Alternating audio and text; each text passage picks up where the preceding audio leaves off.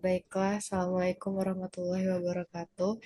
Perkenalkan, kami dari kelompok 8 dengan mata kuliah Lembaga Ekonomi Islam yang berjudul Lembaga Filantropi Islam atau ZISWAF. Nah, sebelum sebelum masuk ke materinya, izinkan kami untuk memperkenalkan diri. Saya sendiri itu Siti Ananita Cintara Tahmid dengan NIM 0102 1382 328182 dan rekan saya J Ananda yang berNIM 0102 1382 328150. Baiklah, selanjutnya saya akan dibacakan oleh J Ananda. Baik, terima kasih moderator. Di sini saya akan menjelaskan bagian pendahuluan terlebih dahulu.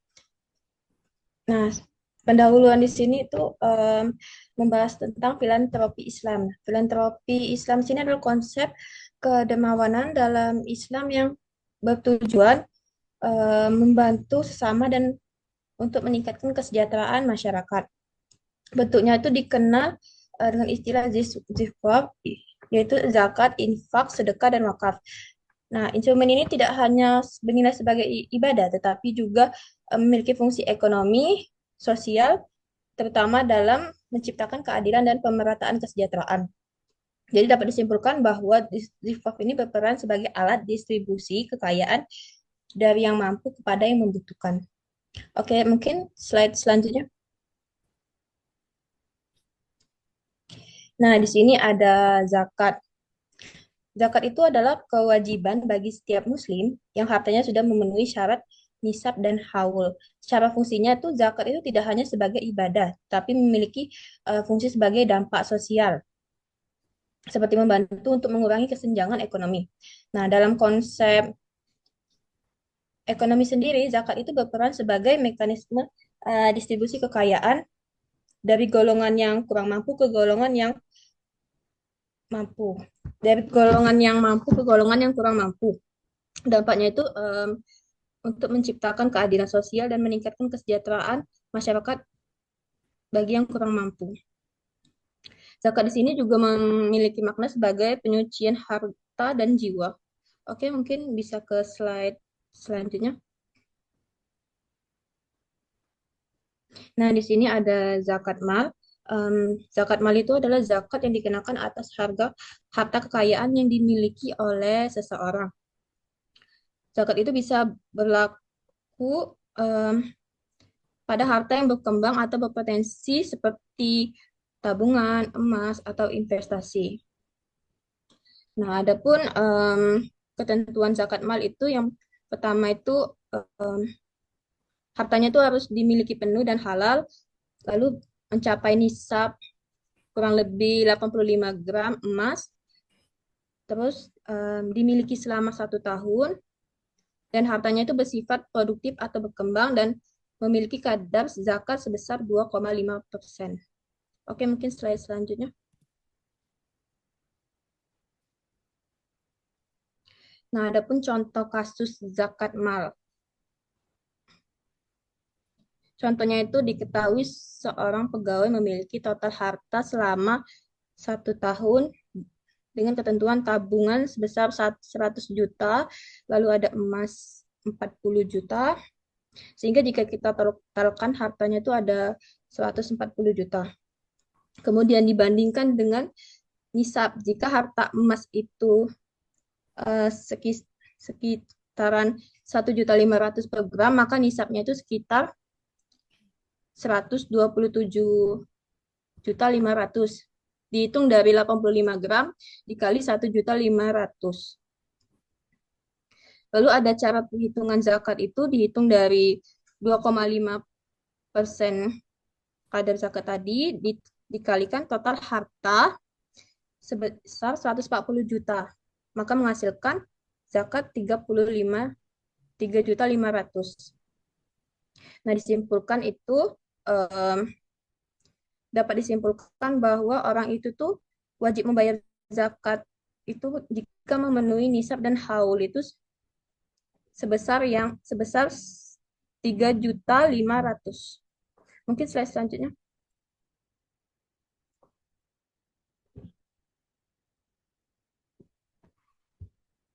Nah, di sini masuk ke infak dan sedekah. Oke, infak di sini adalah pengeluaran harta untuk kepentingan yang dianjurkan dalam Islam. Itu bisa dilakukan kapan saja, eh, syarat ataupun waktu tertentu. Nah, sedangkan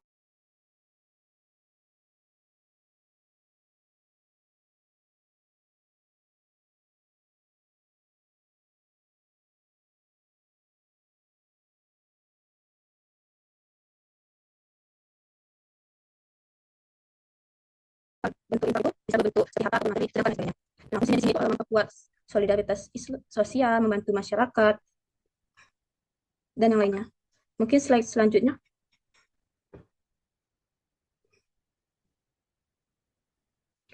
Oke, masuk ke bagian wakaf. Nah, wakaf ini adalah penyerahan sebagian harta untuk dimanfaatkan bagi kepentingan umum atau ibadahnya. Yang membedakan wakaf dengan infak dan sedekah adalah pada wakaf ini hartanya tuh harta pokoknya itu tidak boleh berkurang, tetapi manfaatnya tuh yang digunakan. Contohnya seperti pembangunan masjid, sekolah, ataupun rumah sakit. Nah, wakaf di sini juga memiliki peran penting dalam jangka panjang dan terus mengalir bagi masyarakat. Mungkin sekian dari penjelasan saya kembalikan kepada moderator. Baik, terima kasih atas rekan saya Jia Ananda. Selanjutnya saya akan menjelaskan slide berikutnya yaitu pengumpulan metode model pengumpulan dana Ziswaf. Jadi pengumpulan dana Ziswaf sendiri dilakukan melalui berbagai metode agar dapat menjangkau masyarakat secara luas. Salah satunya adalah pengumpulan langsung melalui masjid atau lembaga zakat, di mana masyarakat bisa menyerahkan dana secara langsung. Nah, selain itu mengumpulkan juga dilakukan melalui lembaga keuangan syariah seperti bank syariah yang memberikan kemudahan dan keamanan dalam bertransaksi. Nah, saat ini sendiri perkembangan teknologi juga memungkinkan pengumpulan dana dilakukan secara digital melalui aplikasi, website, dan e-wallet sehingga lebih praktis dan efisien. Oke, next slide. Itu saya akan membacakan model distribusi dana Zeswap. Nah, dana Zeswap sendiri yang telah terkumpul kemudian didistribusikan kepada masyarakat yang membutuhkan sesuai dengan ketentuan syariah. Nah, penyaluran tidak hanya dalam bentuk bantuan langsung, tetapi juga melalui berbagai program sosial. Contohnya seperti pemberian beasiswa untuk pendidikan, bantuan kesehatan, serta program pemberdayaan ekonomi seperti bantuan modal usaha atau sosial. Nah, tujuan ini adalah biar masyarakat tidak hanya menerima bantuan, tetapi juga dapat menjadi lebih mandiri secara ekonomi. Baik, next slide. Saya akan membacakan tentang wakaf uang atau kas wakaf. Wakaf. Jadi sebelumnya saya akan membacakan pengertian wakaf uang sendiri. Nah, wakaf uang sendiri adalah wakaf yang diberikan dalam bentuk uang dan dikelola oleh nazir secara produktif sesuai prinsip syariah. Dalam wakaf uang sendiri, nilai pokok tidak boleh berkurang, sedangkan hasil pengelolaannya digunakan untuk kepentingan sosial. Nah, di sini ada beberapa ketentuannya. Yang pertama itu disalurkan melalui lembaga keuangan syariah atau LKS, penerima wakaf uang atau PWU, dan bertujuan menjaga keamanan dan transparansi dana. Pengelolaan harus sesuai dengan prinsip syariah. Dana wakaf bersifat jangka panjang. Nah, terus ada hasil pengelolaan wakaf uang biasanya digunakan untuk yang pertama itu membangun fasilitas pendidikan. Yang kedua, bantuan sosial bagi masyarakat miskin. Yang ketiga, program pemberdayaan ekonomi. Yang keempat, kegiatan keagamaan dan sosial lainnya. Nah, jadi tujuannya sendiri adalah untuk menghimpun dana dari masyarakat yang kemudian dijadikan sebagai modal sosial yang bermanfaat bagi kepentingan umat. Dana yang terkumpul tidak hanya digunakan untuk kegiatan ibadah, tapi juga dikelola secara produktif sehingga dapat menghasilkan manfaat yang berkelanjutan bagi masyarakat. Nah, baiklah, next slide. Ada wakaf produktif. Jadi saya akan membacakan pengertian wakaf produktif sebelumnya. Wakaf produktif sendiri adalah pengelolaan aset wakaf secara aktif agar menghasilkan manfaat ekonomi seperti pembangunan ruko, lahan pertanian, atau fasilitas umum. Dengan konsep ini, wakaf tidak hanya habis digunakan, tapi juga memberikan manfaat secara terus-menerus dalam jangka panjang. Nah, jadi saya akan membacakan karakteristik dari wakaf produktif sendiri. Yang pertama ada aset wakaf tetap utuh dan tidak berkurang. Yang kedua dikelola secara profesional dan produktif. Yang ketiga menghasilkan keuntungan atau nilai tambah ekonomi. Yang keempat bersifat jangka panjang dan berkelanjutan. Nah, contoh wakaf produktif sendiri yang pertama, pembangunan ruko atau pusat bisnis dari dana wakaf. Yang kedua, pembangunan rumah sakit berbasis wakaf. Yang ketiga, pengelolaan lahan pertanian wakaf. Dan yang terakhir ada pembangunan sekolah atau lembaga pendidikan wakaf. Baiklah, next slide. Nah, di sini ada cash wakaf lain suku atau CWLS. Nah, jadi saya akan membacakan pengertian terlebih dahulu. CWLS sendiri adalah inovasi dalam keuangan syariah yang menggabungkan wakaf uang dengan investasi suku negara. Dalam sistem ini, dana wakaf yang terkumpul akan diinvestasikan ke dalam instrumen suku yang aman dan sesuai syariah. Hasil dari investasi tersebut kemudian digunakan untuk kegiatan sosial seperti pendidikan, kesehatan, dan pemberdayaan ekonomi masyarakat. Dengan adanya CWLS, wakaf tidak hanya bernilai ibadah, tapi juga memberikan manfaat ekonomi yang berkelanjutan. Nah, selanjutnya kita masuk ke ketentuan ketentuan kas wakaf lain lain suku atau CWLS. Jadi ketentuan sendiri yang pertama menggunakan prinsip syariah, bebas riba, gharar, dan maisir. Yang kedua, dana berasal dari wakaf, uang yang diberikan oleh wakif. Yang ketiga, pokok wakaf harus tetap utuh dan tidak boleh berkurang. Yang keempat, dana diinvestasikan pada suku negara atau SBSN yang aman. Yang kelima, imbal hasil atau return digunakan untuk kegiatan sosial dan kemaslahatan umat. Yang keenam, pengelolaan dilakukan oleh nazar melalui lembaga keuangan syariah. Dan yang terakhir, penyaluran hasil harus sesuai tujuan wakaf, pendidikan, kesehatan, sosial. Nah, jadi pengelolaannya itu harus menggunakan prinsip syariah, artinya itu bebas dari riba, gharar, dan maisir. Nah, dana yang digunakan berasal dari wakaf uang dan yang paling penting adalah nilai pokok wakaf tidak boleh berkurang. Nah, dana tersebut kemudian diinvestasikan ke suku negara yang relatif aman. Hasil dari investasi ini digunakan untuk kegiatan sosial sesuai tujuan wakaf seperti pendidikan, kesehatan, dan pemberdayaan masyarakat tadi. Nah, sebagai contoh, jika seseorang mewakafkan uang sebesar 50 juta rupiah, lalu diinvestasikan dengan imbal hasil 6% per tahun, maka akan menghasilkan sekitar 3 juta rupiah per tahun. Nah, dana hasil tersebut bisa dimanfaatkan untuk beasiswa, bantuan kesehatan, atau program UMKM. Jadi wakaf tidak hanya bernilai ibadah, tapi juga produktif dan berkelanjutan. Baiklah, next slide saya akan membacakan lembaga pengelolaan zakat. Nah, pada slide berikutnya saya akan membahas sedikit. Jadi salah satu lembaga utamanya adalah Basnas atau Badan Amil Zakat Nasional. Nah, Basnas merupakan lembaga resmi yang dibentuk oleh pemerintah berdasarkan Kepres nomor 8 tahun 2001. Lembaga ini bertugas menghimpun dan menyalurkan zakat, infak, sedekah secara nasional. Selain itu, pengelolaan zakat juga diatur dalam Undang-Undang Nomor 23 Tahun 2011, sehingga memiliki dasar hukum yang jelas. Nah, Basnas sendiri termasuk lembaga pemerintah non-struktural yang bersifat mandiri dan bertanggung jawab kepada Presiden melalui Menteri Agama. Nah, dengan adanya Basnas ini, pengelolaan dana zakat menjadi lebih terorganisir, transparan, dan tepat sasaran, sehingga manfaatnya bisa dirasakan lebih luas oleh masyarakat. Jadi, saya akan bacakan sedikit tentang fungsi dari Basnas ini. Yang pertama itu perencanaan pengumpulan, pendistribusian, dan pemberdaya gunaan zakat. Yang kedua, pelaksanaan pengumpulan, pendistribusian, dan pemberdayaan zakat. Yang ketiga, pengendalian pengelolaan zakat. Yang keempat, pelaporan dan pertanggungjawaban pengelolaan zakat. Next slide. Ini masih tentang lembaga pengelolaan zakat. Nah, yang saya bacakan adalah wewenangnya. Yang pertama itu menghimpun, mendistribusikan, dan mendayagunakan zakat. Yang kedua, memberikan rekomendasi pembentukan Basnas, provinsi dan kabupaten atau kota serta LAS. Dan yang terakhir itu meminta laporan pengelolaan zakat, infak, sedekah, dan dana sosial lainnya dari Basnas, daerah, dan LAS.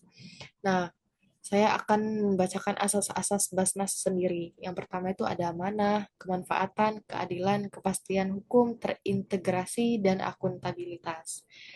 Baiklah, next slide.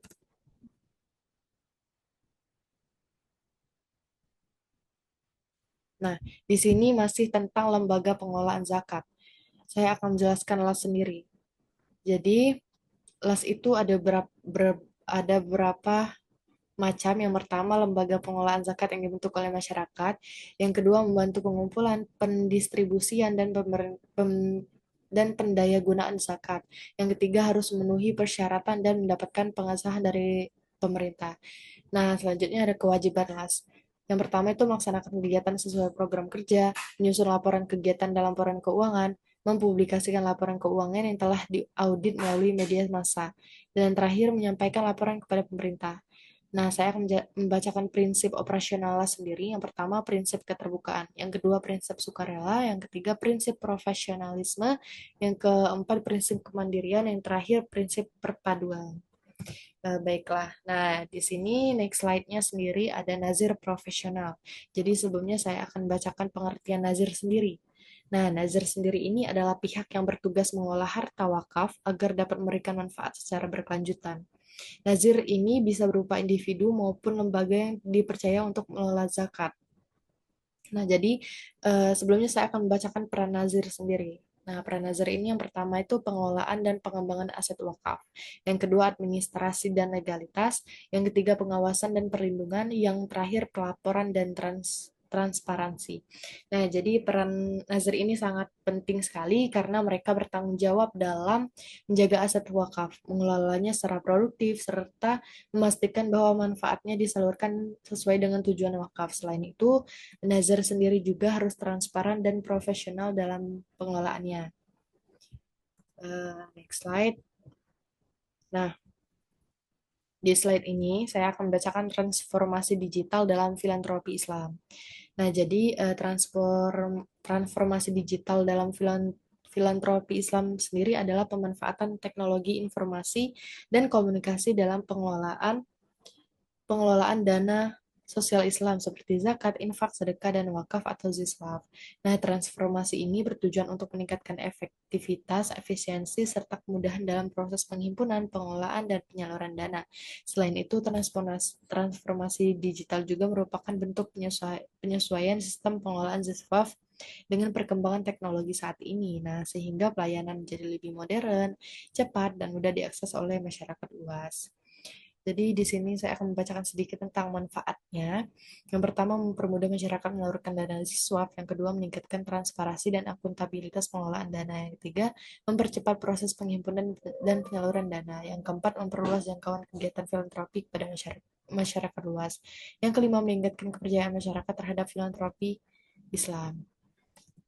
Nah, di sini yang terakhir, contoh transformasi digital. Jadi saya akan membacakan sedikit. Yang pertama, pembayaran zakat, infak, dan sedekah melalui aplikasi website dan e-payment. Yang kedua, penggunaan QR code dan dompet digital atau e-wallet untuk donasi. Yang ketiga, kalkulator zakat online untuk menghitung kewajiban zakat secara otomatis. Yang keempat, platform crowdfunding syariah untuk penggalang dana sosial. Yang kelima, sistem pelaporan keuangan dan program berbasis digital atau real time. Yang keenam, edukasi wakaf dan wakaf melalui media sosial dan konten digital. Yang terakhir ada wakaf uang digital melalui transfer bank atau aplikasi vintage syariah. Nah, tidak terasa kita sudah sampai ke kesimpulan yang akan dibacakan saya sendiri. Jadi, untuk kesimpulannya, lembaga filantropi Islam ini memiliki peran yang sangat penting dalam mengelola zisfaf untuk menciptakan keadilan sosial dan meningkatkan kesejahteraan masyarakat melalui pengelolaan yang profesional dan transparan. Dana yang terkumpul dapat dimanfaatkan secara optimal. Selain itu, dengan adanya inovasi seperti wakaf, produktif, dan CWLS, serta dukungan teknologi digital,